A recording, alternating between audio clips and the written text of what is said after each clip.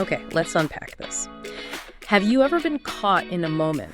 Maybe you're sipping your morning coffee, engrossed in a vibrant conversation, or simply walking down a familiar street and suddenly a profound, almost electric sensation washes over you.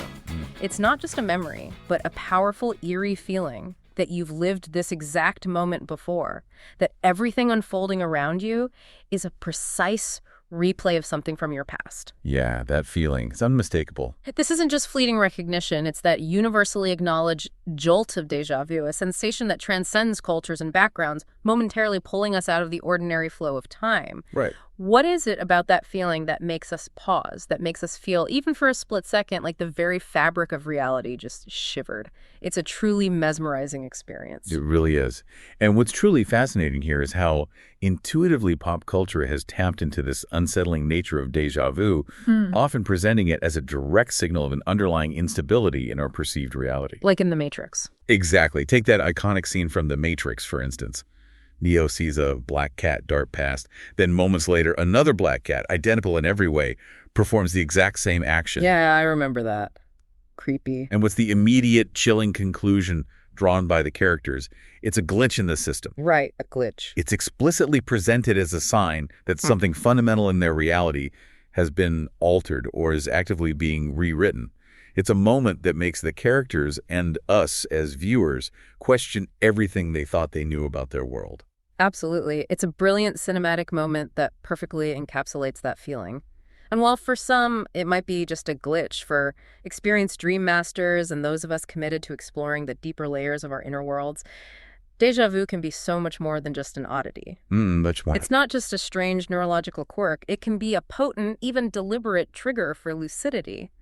Think of it as a moment to wake up within the dream, even when you're wide awake in what you firmly believe is real life. Like a built-in reality check signal. Precisely. Today, we're embarking on a deep dive into how this common, fleeting experience might actually be a powerful doorway to profound awareness. We'll explore how to harness it, connect it to advanced dream concepts. And we'll even delve into what this phenomenon might mean through the unique and fascinating lens of Carlos Castaneda and the teachings of Don Juan, speculating on their interpretation of déjà vu and its deeper implications. It's going to be fascinating. But before we fully plunge into these intriguing ideas, a quick but important heads up. This particular deep dive contains some reveals and key plot points from Book 1 of Phillip Aisling's journey. Right. Spoilers ahead if you haven't read it yet. So if you're planning on reading it and want to experience every twist and turn fresh, consider this your spoiler alert. Definitely. And just for clarity, the content we're discussing today, while deeply thought-provoking, is AI-generated, based on a work of fiction. It's intended purely for entertainment, providing a unique and imaginative lens through which to explore these profound concepts of reality and dreaming. It's a framework for exploration, not dogma. Exactly. But let's also remember that even with AI assistance, a significant amount of human effort fuels these deep dives. Brandon, the visionary behind this series, dedicates countless hours to each episode, from meticulous planning and research to the intricate editing and final production. Yeah, the human element is huge. Hours and hours go into this. It truly is a labor of love, driven by passion and a desire to bring these unique explorations to you. And speaking of passion and support, we are absolutely thrilled to share that we're on the cusp of hitting 250 downloads for this series. Wow, that's fantastic. That's an incredible milestone for our community of dreamers and explorers, and we couldn't have done it without you. Thank you for your unbelievable support. Seriously, thank you all. It means a lot. It genuinely fuels the passion behind this project and inspires us to keep digging deeper. If you're finding value in these explorations, if these conversations spark your curiosity, please take a moment right now to hit follow or subscribe wherever you're listening. Yeah, please do. It really helps us out. It's a small action that makes a huge difference, helping us grow our community and ensuring we can continue to bring you more of these profound deep dives. Okay, so déjà vu. Let's get back into it. Right. So let's circle back to that sensation déjà vu. It's more than just a fleeting feeling of familiarity, isn't it? Definitely not. It's deeper. It's that distinct, almost unsettling feeling of having encountered this exact moment before. You're in a specific conversation, walking around a particular street corner, or even observing a whole series of events, and there it is, a deep, visceral sense of reliving something. Yeah, reliving, that's the word. It's not just remembering. It's like you're running the same track again. It's a moment mirroring another, one you can't quite pinpoint with your conscious mind, but absolutely feel with an undeniable certainty. It's not just a memory. It's a ripple in your perception of the present. Indeed, that ripple is crucial. Yeah. And the Atrix connection we talked about earlier with the black cat scene. Yeah. It wasn't just a quirky detail for entertainment. It perfectly illustrates how déjà vu serves as a potent signal of incongruity, a brief but startling break in the mundane flow of perception. Right, the glitch again. It's like the universe whispering, psst, pay attention. For those cultivating a higher degree of awareness, especially individuals on a path of self-discovery or advanced practitioners of lucid dreaming, déjà vu isn't merely an oddity to be dismissed. It's a tool. It's a specific, highly potent cue. It's an explicit invitation to pause, to question everything around you, and to perform a reality check. Am I truly awake? Is this reality as solid and unchangeable as I perceive it to be? This raises an important question for each of us. How often do we let these powerful moments pass without truly engaging with them, without seizing that precious invitation to question our reality? We just brush it off, usually, oh, weird, and move on. Exactly. We miss the opportunity. This is precisely where it gets really interesting, because it's about learning to tune in to those subtle, often fleeting signals our perception sends us. Déjà vu is an excellent, undeniable example because it's so vivid and unmistakable. That grabs you. But the principle, as you highlight, extends even further. Any sensation that something is off, that internal, that's not right, is your profound clue. Any little incongruity. It's your conscious mind's way of saying, hold on, something's not lining up here. These aren't just random glitches or fleeting distractions. They are vital, powerful opportunities for heightened awareness, for breaking free from the automatic pilot of everyday life. Think of it as your inner alarm clock, reminding you to check if you're dreaming. Exactly. And to elaborate on those off signals, they can manifest in countless ways beyond déjà vu. It could be an object suddenly appearing in an unusual place, a spoken phrase that echoes oddly, a sudden shift in the light, or even an inexplicable emotional surge. Just anything out of the ordinary. Right. The key is to cultivate that inner sensitivity to these subtle departures from the norm. Many dream practitioners purposefully create personal reality checks to internalize this habit. Like looking at your hands. That's a classic one. They might regularly look at their hands and ask, am I dreaming? Or try to push a finger through their palm, or check a clock face multiple times to see if the numbers shift. You know, stuff that behaves differently in dreams. So you train yourself in waking life. Exactly. The more you practice these reality checks in waking life, the more likely you are to perform them when a genuine glitch occurs, whether in a dream or in a moment of déjà vu. It's about consciously training your mind to question rather than merely accept. And the power of that consistent questioning, the deliberate act of reality checking, is what can unlock so much. It fundamentally changes your relationship with your perception. You stop taking it all for granted. You become an active participant in your reality, not just a passive observer. Now, let's connect this powerful concept of noticing incongruity to a pivotal moment from Book 1 of Phillip Aisling's journey. Okay. Philip's first big moment. Philip's first true lucid moment wasn't some grand pre-planned meditation or a deliberate exercise. It was triggered by something utterly impossible, an observation that completely shattered his ordinary waking perception in the most unexpected way. What happened? He was simply looking out a window, and he noticed fish swimming. But not just any fish. They were moving like it was a fish pond in the window pane itself. Whoa. Okay, yeah, that's definitely off. Fish in a window pane. Right. This wasn't just strange. It defied the fundamental laws of physics and common sense as he understood them. This was the glitch in his personal system, a blatant break in the ordinary. And this immediate incongruity, this stark impossibility, didn't just register as weird or a fleeting hallucination. No, it hit him hard. It immediately prompted him to question the very nature of his reality. His internal dialogue, as described in Book 1, was profound and decisive. Am I dreaming? I must be. This is a dream. That crucial question. This isn't just a casual thought. It's a deep, self-aware query that forces an immediate reevaluation of the present moment. It's that noticing something is dramatically off, that a detail defies normal logic, and then questioning the very fabric of reality itself that opens the door to lucidity. Just like with déjà vu. Precisely. A déjà vu moment functions in exactly the same way as this something off. It triggers that identical internal alarm, that memory to ask the crucial question, is this real? Are these fish really swimming in a window, or have I just stepped into another realm of experience, another layer of consciousness? It's the jolt that breaks the spell of ordinary perception. And what followed was not just a fleeting glimpse of lucidity, but a powerful, almost ceremonial affirmation. The metaphysician who witnessed Philip's sudden awakening spoke words that mark a profound transition in his journey. Congratulations, Philip. You've managed to pass through the first gate of dreaming. The first gate. Okay, so that's a significant milestone. This wasn't just a casual remark or a pat on the back. It signifies a profound shift. If we connect this to the bigger picture, this statement isn't an arbitrary declaration. It signifies a fundamental, permanent shift in perception and control for Philip. The first gate of dreaming, as revealed through Philip's journey, is precisely this: a deep awareness snapping on. Click. A conscious, undeniable realization within the dream state, followed almost immediately by the ability to stabilize and interact with that dream environment. So it's not just knowing, it's holding on to it, stabilizing. Exactly. It's not enough to simply recognize you're dreaming. You must gain a foothold, a conscious presence that prevents the dream from dissolving or your awareness from fading. Which can happen really easily, right? Especially at first. Oh, absolutely. The excitement alone can wake you up. But Philip managed to stabilize, and this is exactly what déjà vu moments mirror for us in our waking lives. They interrupt the automatic, often unconscious flow of daily experience, creating a vital pause. That little reality hiccup. In that pause, they don't just offer a glimpse. They open a doorway to lucidity, much like Philip's impossible fish-in-the-window experience opened his first gate.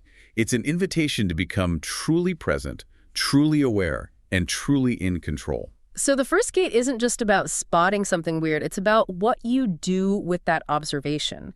It's the active choice to question, to engage, and to stabilize. Right. You have to seize the moment. And the beauty of déjà vu is that it provides that initial, often powerful push. It's like the universe taps you on the shoulder. Wake-up call. Quite literally sometimes. That's such a compelling parallel between Philip's experience and our everyday déjà vu. Now, let's shift our lens to the profound framework of Carlos Castaneda and the teachings of Don Juan and explore what their wisdom might have to say about this. Okay, Castaneda. This is where it gets really interesting, energetically speaking. In Don Juan's intricate cosmology, the first gate of dreaming is also incredibly significant, though perhaps with a slightly different emphasis than what we see in Philip's initial awakening. How so? For Don Juan, passing through the first gate involves explicitly recognizing you are dreaming and then actively stabilizing the dream scene. It's not enough just to realize you're dreaming. You have to actively engage with that awareness, with the dream itself, to maintain it. Right. The stabilization is paramount in his teachings. Don Juan emphasized practical techniques. A common one he advised his students was to look at their hands within the dream. I mentioned that earlier as a reality check. Exactly. But it's also a stabilization technique within the dream. This is a simple yet incredibly powerful anchor to self-awareness, a way to ground your consciousness within the often fleeting and malleable reality of the dream. How does looking at your hands help stabilize? By focusing on your hands, observing their detail, maybe seeing the lines shift or change which reinforces your dreaming, or even trying to manipulate them, you reinforce your lucidity and your presence in that reality. It keeps the dream from just dissolving. Ah, I see. It anchors your focus. Precisely. The major challenge, and it's a very understandable one for many new lucid dreamers, is resisting the urge to wake up immediately out of sheer excitement. Yeah, the wow, I'm dreaming moment. Pop. Gone. Exactly. That sudden burst of exhilaration, that oh my goodness, I'm dreaming moment, can actually be a barrier to deeper exploration, as it often pulls you right out of the dream state. Don Juan taught his apprentices to resist that impulse, to stay calm and curious, and to stabilize the dream first. Find something to focus on. Control the excitement, ground yourself. And for Castaneda and Don Juan, this isn't just about dreams in the conventional sense. Their entire perception of reality itself is radical. Absolutely. It's a whole different cosmology. For them, reality isn't solid in the way we commonly perceive it. It's fundamentally made of energy, a luminous, vibrating web that sorcerers learn to perceive directly. Not solid objects, but interacting energy fields. Right. They understand that our assemblage point dictates how we interpret and experience this energetic fabric, profoundly shaping our perceived world. Can you elaborate on this concept, the assemblage point? Of course. It's central to Don Juan's teachings. Imagine humans as luminous eggs, or spheres, encased in fields of energy. On each luminous sphere, there's a point, a vortex of intensely shining energy, which Don Juan called the assemblage point. A bright spot on the energy field. Yes. This point is where millions of energy filaments from the universe converge, and its precise location determines what we perceive as reality. It literally assembles our world from the undifferentiated energy flow. So where that point is fixed determines the world we see. Exactly. When this assemblage point is in its usual fixed position, the position reinforced by social conditioning and habit, we perceive the ordinary world, with its familiar laws and objects, the consensus reality. They tend to move. But, and it's crucial when it shifts, even slightly, our reality shifts. The world we perceive changes because we're assembling it from a different configuration of energy filaments. The implications are enormous. Our world isn't fixed, but a specific interpretation of a vast energetic field. Wow. Okay. This concept provides incredibly rich ground for speculating on what déjà vu truly is. While Castaneda himself never explicitly equated déjà vu with a specific teaching, within Don Juan's elaborate and profound cosmology, we can explore several intriguing possibilities for how it might be understood. So let's put on our speculative hats then. Imagine Don Juan sitting with Castaneda, perhaps by a campfire under the desert stars, and Castaneda recounts a moment of déjà vu. What might Don Juan say? Okay, speculation time. Fun. One powerful possibility points to déjà vu as echoes of energy shifts. Don Juan often described humans as being energetically conditioned to perceive only one specific world, a singular, consistent interpretation of the vast energetic ocean around us. Locked into one frequency, basically. Yeah. However, he also taught that the assemblage point, that crucial nexus of perception, is not entirely fixed. It possesses a subtle mobility. It can subtly shift, sometimes briefly, into what he called adjacent realms, or even different but resonant energetic configurations within our own world. So not necessarily a whole different dimension, maybe just a slight tweak in perception. Could be either, based on the teachings. From this perspective, a déjà vu moment, that strong, undeniable sense of, I've been here before, could be interpreted as precisely such a micro-shift of the assemblage point. Okay, so the point shifts slightly. And it's as if our perception momentarily aligns with a familiar energetic configuration. Perhaps it's an echo from a slightly different timeline, a parallel experience, or even a past forgotten energetic state we inhabited. This energetic alignment gives us the profound impression of repetition or the recognition of a previously experienced energetic state. Even if our linear conscious mind can't recall the specific instance, it's our energy body recognizing the vibe. Exactly. It's our energy body, that deeper, non-rational part of ourselves, recognizing a pattern of vibration, of frequency, before our intellect can fully catch up and process the why or how. It's a whisper from a slightly different resonant channel. That resonates, actually. That makes a certain kind of sense within that framework. Doesn't it? And another fascinating interpretation could link déjà vu to what Don Juan described as scouts and the sensation of incongruity. Scouts. What are those? When Castaneda would experience strange, illogical objects or situations in his dreams, things that simply didn't make sense within the context of the dream, like a desk suddenly turning into a shimmering puddle, or a familiar person speaking in an alien tongue, Don Juan identified them as scouts. Okay. He explained these as momentary intrusions from entities from another realm, or aspects of different, distinct realities whose presence felt profoundly incongruous, distinctly out of place in the perceived dreamscape, like a visitor from another energetic frequency. So, extending this to our waking lives, déjà vu could be seen as a similar phenomenon. It might be the momentary intrusion of what Don Juan might call an inorganic being, or a foreign perception, an energetic anomaly. That makes ordinary reality suddenly feel oddly familiar, yet distinctly out of joint. It's that feeling of something not quite belonging, a subtle but undeniable dissonance that momentarily throws our usual fixed perception off kilter. Like a brief overlap with something other. Right. This foreign element, much like a scout in a dream, signals a momentary overlap, a subtle brushing against a different dimension or a different layer of existence. It causes a momentary hiccup in our perception, a ripple of recognition that something isn't quite as it seems. That's another really interesting angle, the scout idea.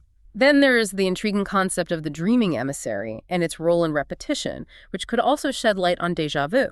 The dreaming emissary. What's that? Don Juan explained that the dreaming emissary isn't a physical entity, but a deep, inherent part of ourselves, a specific energy formation that emerges when our second attention is engaged. The second attention, that's like non-ordinary awareness. Exactly. Our deeper, broader perception beyond the everyday focus, the first attention.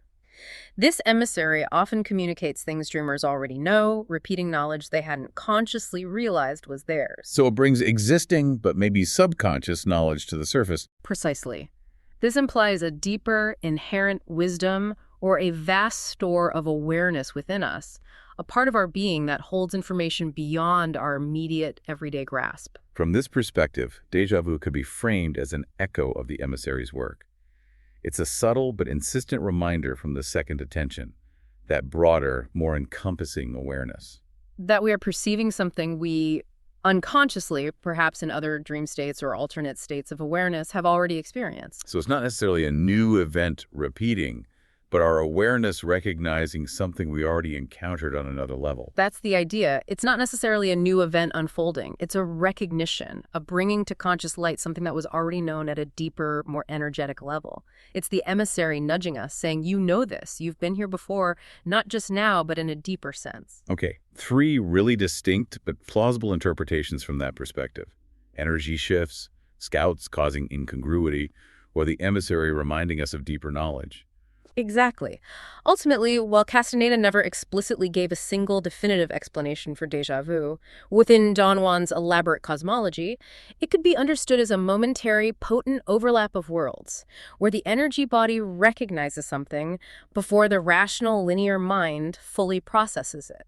It's a glimpse behind the curtain of ordinary reality, a potent call to deeper awareness, a signal from the energy world. That makes so much sense, connecting it to those deeper layers of awareness and the second attention. And connecting this back to the Aisling verse, Philip's ability to stabilize so quickly once he becomes lucid, once he passes through that first gate. Yeah, you mentioned he stabilized fast. Suggests a natural resonance with these concepts. Yep. It indicates an inherent energetic aptitude for these shifts in perception and for navigating these subtle overlaps of worlds. Like he's naturally sensitive to those energetic ripples, those assemblage point shifts maybe. It seems like it. It's as if his energy body is naturally attuned to recognizing and responding to these moments of incongruity, allowing him to quickly ground himself in the lucid state.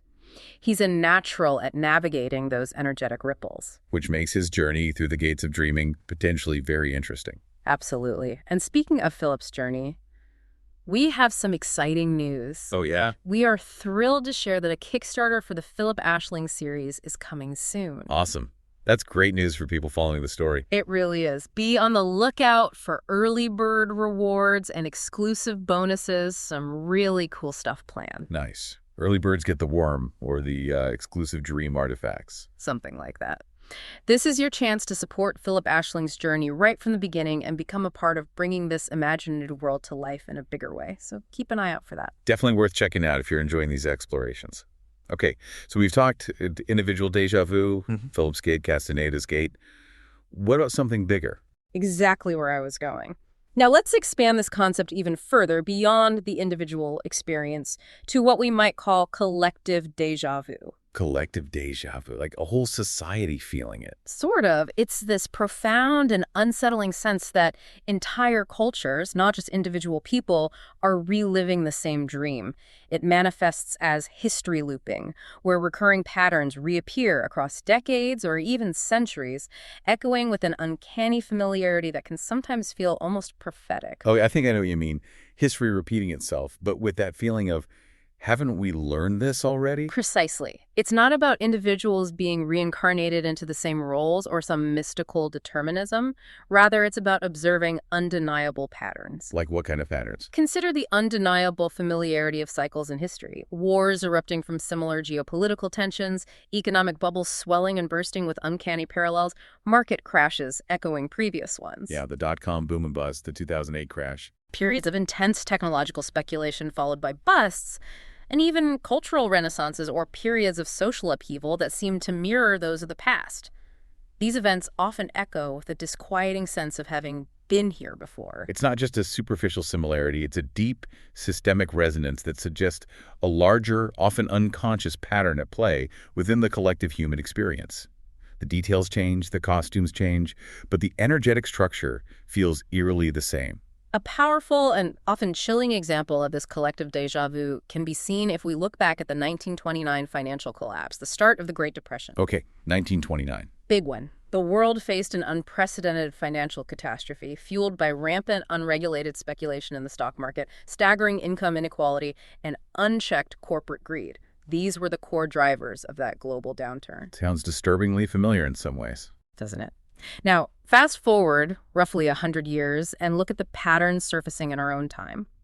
We've seen soaring markets detached from underlying economic realities, seemingly fragile global financial systems, rising global tensions and nationalism, and continued debates around wealth distribution. The costumes change. We have new technologies, new political figures, new specific industries, but the underlying dream feels the same. This is cultural déjà vu in action. It really is. That deep, unsettling recognition that humanity as a collective has been here before in a very similar energetic and societal configuration.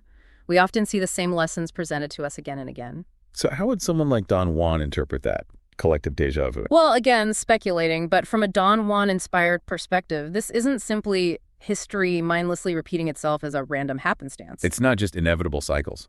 Potentially not. Instead, it could be interpreted as the energy body of humanity stirring, brushing against collective memory, perhaps even a latent group consciousness trying to awaken. Wow, the energy body of humanity. Yeah.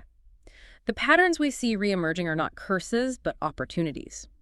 Each cycle, each instance of collective déjà vu represents a potent opportunity for humanity to wake up inside the dream, instead of blindly repeating the same patterns. A chance to break the cycle consciously. Exactly. It's a chance for the collective to perceive the energetic forces at play more clearly, to understand the causal patterns that lead to these repeating outcomes. Collective déjà vu, then, becomes a powerful call to awareness, a chance for the collective to consciously step out of the loop and choose a different, more enlightened path. It's an invitation for humanity to learn its lessons, not through painful repetition, but through conscious recognition and decisive action. That's a much more hopeful perspective than just history repeats. And this brings a profound sense of empowerment, doesn't it? The phrase we are starting to remember isn't just a poetic turn of phrase. It's a profound realization of our collective agency. We have a choice in how the story goes. It raises the question for each of us, both individually and as a society. How can you wake up within this larger collective dream? How can you reclaim your agency in this grand, unfolding narrative of human history? That's a big question. Because you truly have the power, through your individual choices and actions, to help shape the dream's direction, to consciously choose a different path for yourself, and, by extension, contribute to a different, more awakened trajectory for the collective. It's about remembering that the dream isn't just happening to us. We are actively dreaming it. We're co-creating it, consciously or unconsciously. So true. Okay, let's bring all these incredible threads together now. We've covered a lot of ground. Yeah. Individual déjà vu, Phillip's first gate, Castaneda's gate 1, collective cycles. All these phenomena, whether experienced in a deeply personal nocturnal dream or within the broader shared collective reality, point to the same pivotal, electrifying moment. Awareness piercing through the ordinary, often unconscious flow of experience. It's that precise moment when something feels off, when the familiar becomes just a little too familiar or subtly distorted. That incongruity again. And crucially, instead of dismissing it as a random neurological hiccup or a trick of memory, you pay attention. You lean into the weirdness. Exactly. That moment of heightened awareness, that conscious pause, allows you to potentially wake up inside the dream, whether it's a personal nocturnal dream, a moment of profound insight in waking life, or even the broader collective reality we all inhabit. It's the flicker of insight that breaks the automaticity of perception, the conscious intervention that pulls us out of the trance of the mundane, the chance to grab the steering wheel. So when we redefine déjà vu, it's ultimately less about mere repetition, simply doing something again mindlessly like a broken record. It's not just looping. Instead, it's about profound recognition, a deeper, more energetic part of your being, recognizing an underlying pattern, a hidden truth, or a powerful, insistent call to attention that has been overlooked in the everyday rush. It's a moment when the hidden layers of reality briefly align with our awareness. Precisely. It's a powerful, often subtle, but undeniable nudge to stop, to check reality, to question the immediate data of your senses and to ask a deeper question about what is truly unfolding. That "am I dreaming" question in its broadest sense. Right. And in that crucial moment of pause and questioning, you have the profound opportunity to cross your own personal first gate into a more conscious and aware state. It transforms a fleeting feeling into a doorway of profound realization, a chance to step into a more lucid existence. This journey into the layers of reality and awareness has been truly captivating. I feel like I'm going to pay way more attention next time I get déjà vu. Me too. It reframes it completely. So, turning to you listening, have you experienced déjà vu lately? Did it make you pause and wonder if reality itself had shifted, even for a moment, or if you were seeing something deeper? We'd genuinely love to hear about it. We'd love for you to share your stories with us on social media or wherever you connect with our growing community. Your experiences are a vital part of this collective exploration, and we learn so much from each other. Yeah, share those glitches. And as an actionable tip to integrate these insights into your own journey, consider starting to journal your déjà vu moments. Ooh, good idea. Like a dream journal, but for waking glitches. Exactly. Note when they occur, what specific details trigger them, and how you felt emotionally and physically. Treat them not as random occurrences, but as powerful lucidity triggers for your own personal journey of awakening. They are signposts, guiding lights on your path to deeper awareness and conscious living. That's a great takeaway. Absolutely. And just one more reminder, as we mentioned earlier, the Kickstarter for the Phillip Aisling series is coming soon. Keep an eye out for that. This is your incredible chance to dive even deeper into Phillip's captivating journey and support the imaginative world he inhabits. Keep an eye out for early bird rewards and exclusive bonuses that you won't find anywhere else. It's a fantastic opportunity to become a part of bringing this imaginative world to life right from the beginning. So follow, like, and share this deep dive to help us keep exploring these fascinating frontiers with you in the Waking Up in a Dream series. Your support makes all this possible. Until next time, keep dreaming, keep questioning, and keep waking up.